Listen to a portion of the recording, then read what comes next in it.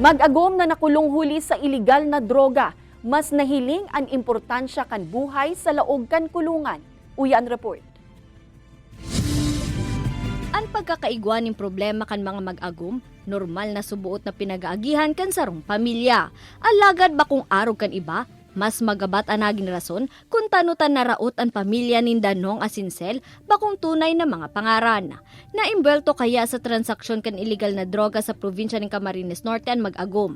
Nakulong, asin nabayaan sa luwas ang sa indang apat na aki.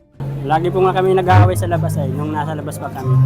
Ngayon talagang kailangan ng pag-uusap sa isa't isa pa. Yung nakita namin sir na lumalaki na yung mga baby namin. Mga anak namin, malalaki na eh.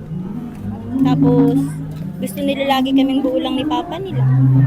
Tapos ayaw nila kami maghiwalay. Haros 2 taon nang nakakulong ang mag-agom sa Daet District Jail Annex sa Banwaan Canlabo.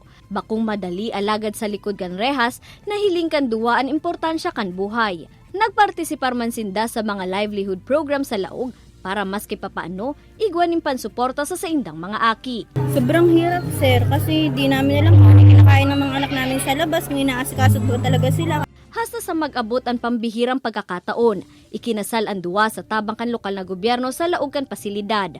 Asin arog kan kadalasang nangyayari sa kasal. Nagkaigwa man ng reception ang bagong kasal sa nasambitan ng pasilidad. Yung mga gawain po nila sa labas na naging dahilan para sila mapunta dito sa amin at sa aming pangangalaga, ay wag na po nilang balikan. Sa ibong nalado, aminado man ang saro sa mga aki kan mag-agom na dipisil para sa iya na atamanon ang sa iyang mga tugang mantang nasa kulungan ang sa iyang mga magurang. Alagad bukas subuot siya na maghalat para sa paglaya kan mga ini para sa liwat na pagkabilog kan sa indang pamilya. Mapa, mahal na mahal ko po kayo, tas yung mga bata. Makakalabas ka na rin po.